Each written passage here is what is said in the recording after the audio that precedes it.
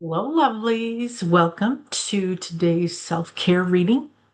I am going to use maybe I can show that off, Witch's Wisdom Oracle cards. And as a fair warning, if you decide to purchase these or find them, if they come to you some way or somehow, on the back it says, click here to get the guidebook. Except you have to pay additional money to join the network where you can get the guidebook. So I don't recommend this unless you have a really strong connection to spirit and can hear the messages, which is exactly how I'm going to read these cards. Next, let me put you on pause for a moment because I'm going to share my screen to show you the reading that I'm doing. I've laid it out a little bit differently than the person who, I'll show you in a moment. Hang on. Okay, so when I was looking for the guide for this deck, for the Witch's Wisdom Oracle cards, it actually took me to Pinterest. And, I got sucked into the rabbit hole of Pinterest, and I found this one that looked really interesting. It's by Patterns and Synchronicities Tarot. And I'll put this information in the more section below, of course. So the spread that she created is this. It's a 1, 2, 3, 4, 5. And I've laid it out just a bit differently. This is one. Nope, that doesn't show up well. Stop sharing. All right, so this is 1, 2, 3, 4, 5. And I'll bring the cards up and I'll kind of give you the meaning of them from the spread that she found that I'm using of Jessica's. But it just, it's like it spoke to me. You know, life has a way of doing that. All right, so let me go off screen so you can see this cards a little better and understand that the way I'm going to interpret these cards is going to come fully from spirit, which also means that you may want to speed the video up to 1.5 or even 2 because spirit comes through just a lot slower than I normally talk. There you go. All right. Okay, so this first card is represents the current week. And the current week is security. It's all about security. It is about feeling that you are safe, that you have enough, that you have enough money to buy the things you need to buy, that you have enough food, you have your basic needs met. You have housing, you have clothing, you have love, you have water.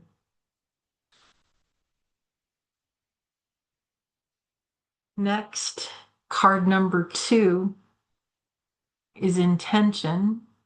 And this card represents what you need to be more aware of.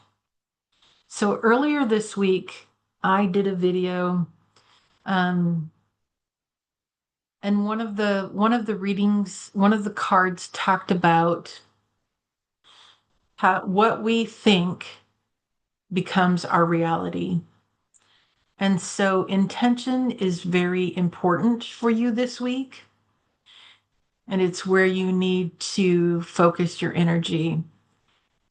Be very careful with your words, in that one of my favorite sayings is be careful what you ask for, you might get it.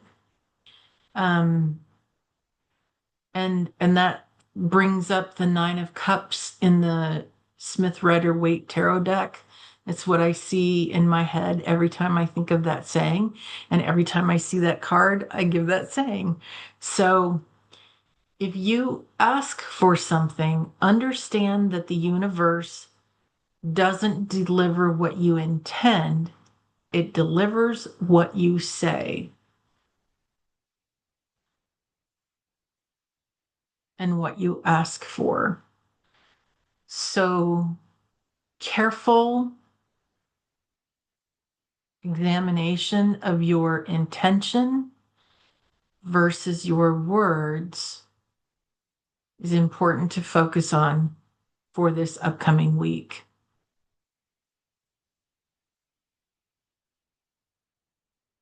Next, card number 3. What is blocking me from moving forward? Banishment. So, what are the things in your life you need to cut free, that you need to release from your energy because it is or they are taking a great deal of your attention away from the things that matter to you most? Card number 4 is masculine. And this one is saying, what is calling me to pay attention? Where is the masculine energy in your life that needs attention? And if you look at this card closely, this is it's a horned god playing the pan flute. Are you dancing to somebody else's tune and not your own? Are you living your life by the misogynistic teachings that we've had around us all our lives? It has been socialized into our entire belief system.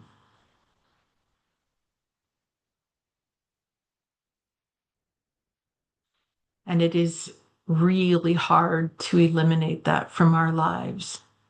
That said, we can recognize it for what it is, we can work on it, and we can hopefully make it better for the generations coming after us. And finally, the energy to focus on for yourself in the upcoming week. Boy, isn't this accurate. Boundaries. Where do you need to create boundaries? Who is overstepping your boundaries? What do you need to do to create healthy boundaries in your life? And that goes back to the banishment. If somebody or multiple people are overstepping and sucking you dry energetically, financially, physically, all the things, it doesn't matter. If somebody else or something else or multiple people are having that impact on you, set solid boundaries and cut them out of your life as needed. Now, it's easier said than done because invariably, the people who are being cut out of life will come back around and create chaos to get more of your energy. I'm going to go into storytelling right now.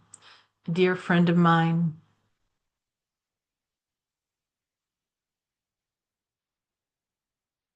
I need to be careful how I say this, had a drama. An appliance broke down or the car broke down or, a drama. And he reached out to his mom, my friend, and said, Mom, my drama is happening and I need money. Can you help me? And the mom helped him. And then the mom learned that they had also purchase tickets to fly to another country for a 2-week vacation.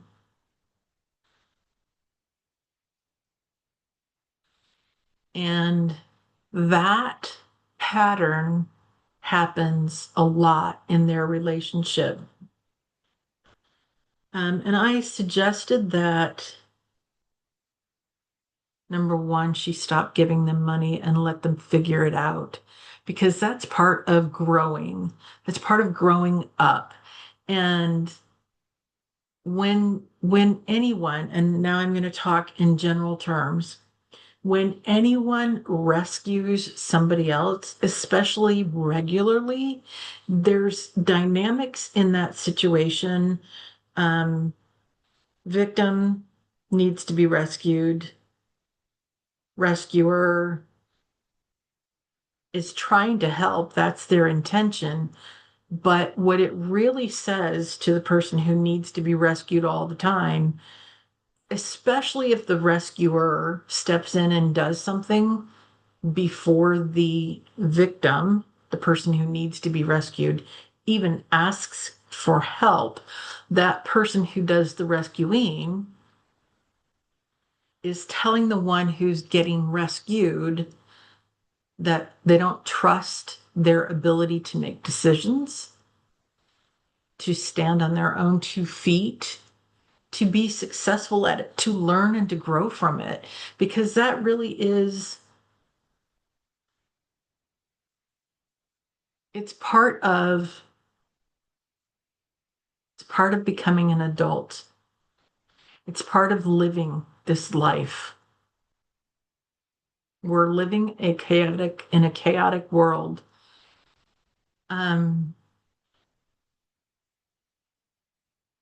But then the one who's in the victim mode, gets rescued and they resent it. And so the rescuer, who thought they were doing something really good and kind and loving for their loved one who needed help in the moment,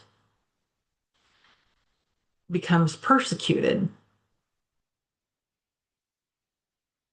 And that exact dynamic, victim, rescuer doing the rescuing, victim persecutes the rescuer, and the rescuer resents the victim for forcing them into, or what feels like being forced into, rescuing them all the time.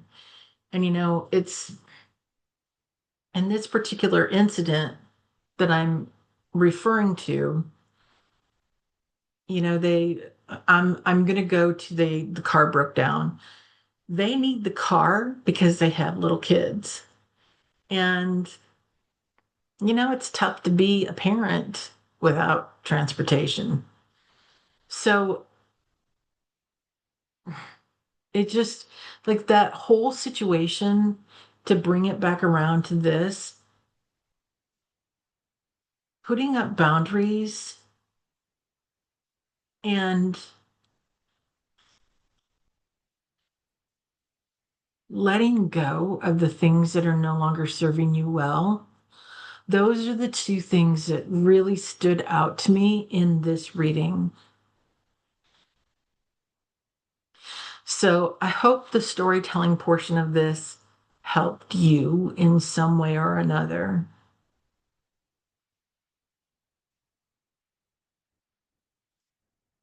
And that's all I got. All right, I'm going to call it done. Um, you are made of stardust and magic. You are far more powerful than you know, and you are profoundly loved. Hope you have a beautiful rest of your day and a great week. We'll see you next time. If you haven't already, please subscribe if you like our videos. Take care. Bye now.